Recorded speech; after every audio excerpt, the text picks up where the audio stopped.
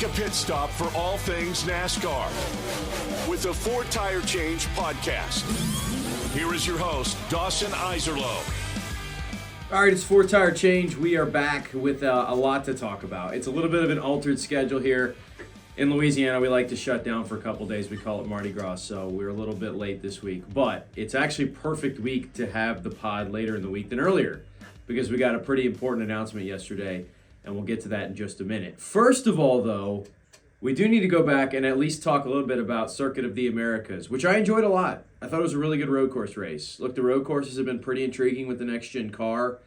I think right now you're in an interesting spot in the series. You don't necessarily have, the level of road course racers that you had at one point where you had a bunch of road course ringers, as you called them.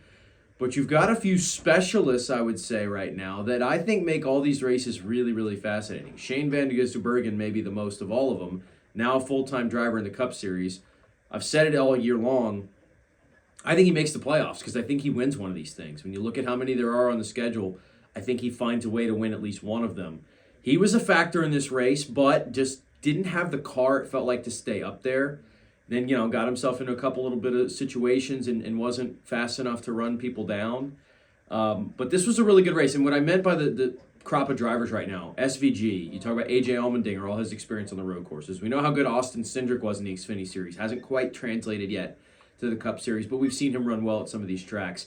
And then you talk about guys like Christopher Bell, Chase Elliott, Tyler Reddick, even guys who we've seen there in the past that are really, really good at these places. And so I think it's a really nice balance. Michael McDowell's been really good at these tracks. So Kyle Busch is the storyline here early on, man, and he looks really fast, and you feel like he's got a chance to do it. And boy, what a storyline it would be, getting back in the winner's circle, getting in the playoffs, RCR, coming back. And I thought he was awesome early and often throughout this race. Let's fast forward to the end here, because like I said, this is going to be a little bit of a week. We got to talk about some NASCAR news. And Busch just runs out of gas, not literally, but theoretically there. Just couldn't hold off the surging Christopher Bell. Then you got the cars behind him, William Byron, Tyler Reddick, and you're wondering, okay, who's going to have a chance to maybe run Bell down?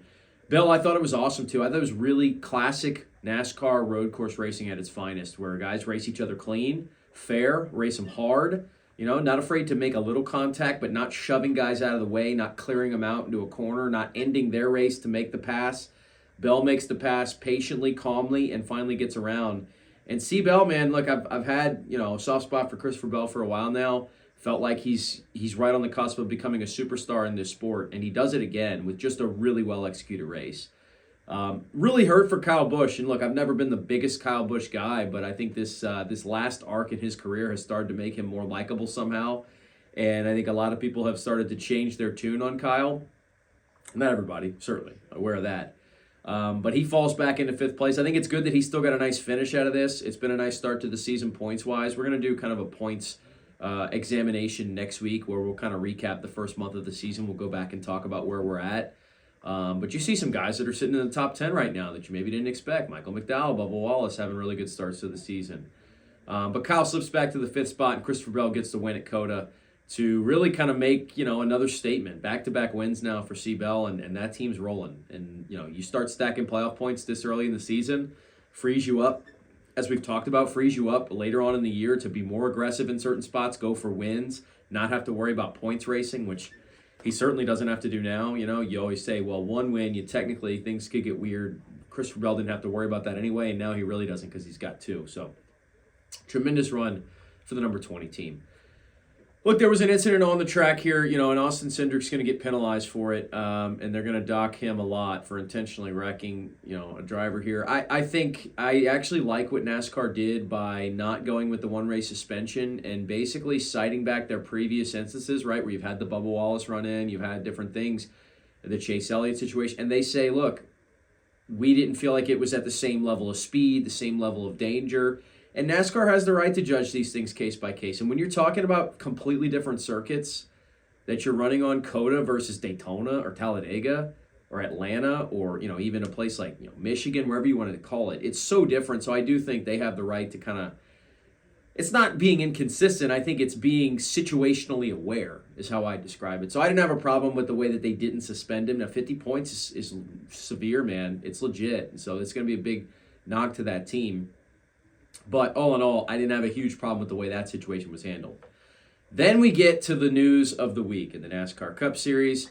Chase Briscoe's penalties have been rescinded. Of course, if you remember Daytona, Chase Briscoe wins the pole, 19 team, great start to the year, finishes the race. We get to the next couple of days, and Chase Briscoe is DQ'd. He is got all these penalties, massive points penalty, playoff points penalty, modifying the spoiler. It's a big no-no, can't do it. Of course, the appeal process begins. We don't know really a whole lot about how this process works, although we do know both sides present their case.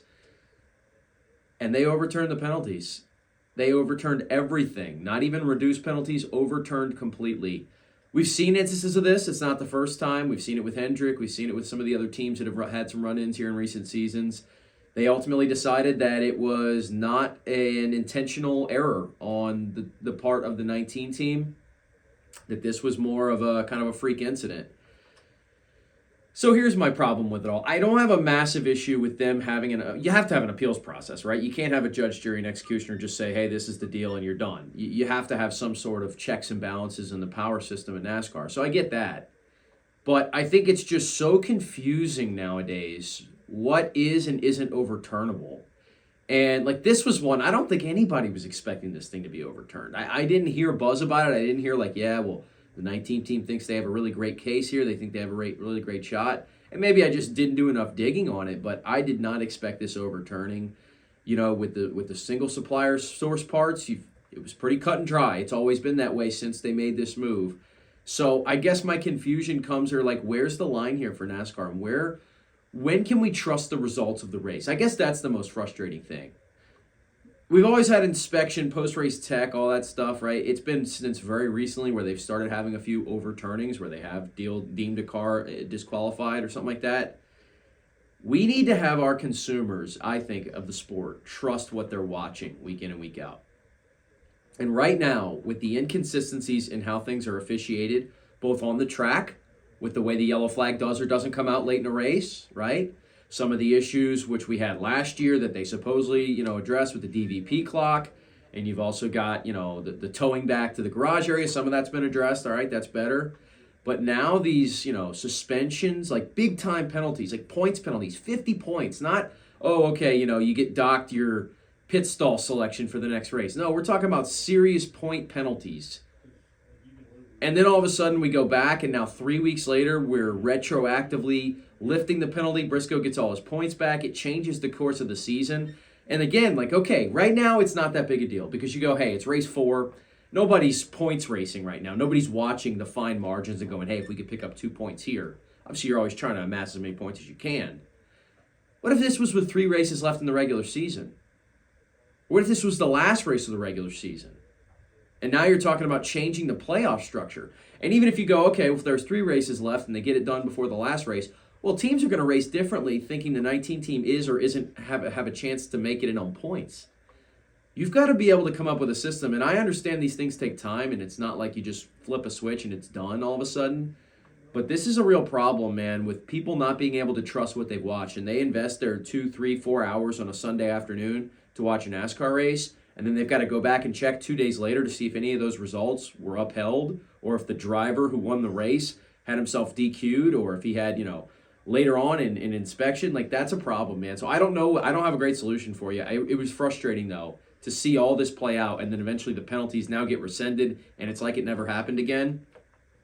It's a mess, man. It's a mess. And it's not an easy sport to officiate. I understand that. Not many of them are.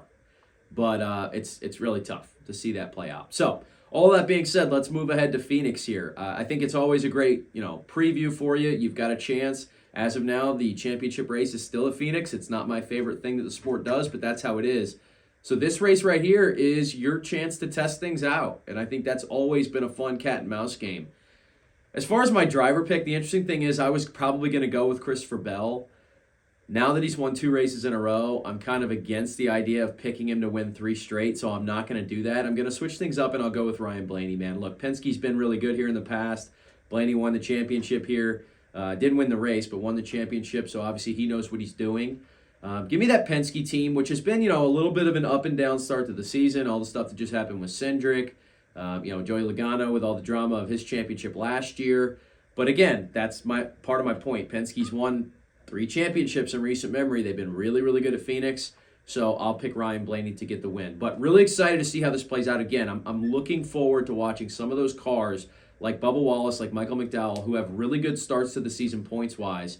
What can they do to try to keep that run going and then maybe put themselves in a good situation? You never know if points racing, depending on the number of wins we get, but I have a feeling there's going to be a lot of spots up for grabs on points this year because I think Christopher Bell, William Byron, potentially a guy like Tyler Reddick, Kyle Larson, are all going to win multiple, and I mean 3 or more races this year. That means you're going to have some point spots open because you're probably not going to have 14, 15 winners, in my opinion. So, fascinating to see how things go at Phoenix. We'll start to get, really, this is our first chance, by the way, to take a look at who's just going to have the intermediate track speed. I know Phoenix is also a little bit different in its own right, but we haven't seen that yet with the way the schedule has been laid out. So, it's going to be exciting, and we'll see what happens at Phoenix. Please continue to like, comment, subscribe here at 4 Tire Change Podcast. Let's keep things rolling. Special episode next week. It'll be a first month of the season recap. Can't wait to get that out to you. But for now, we're signing out.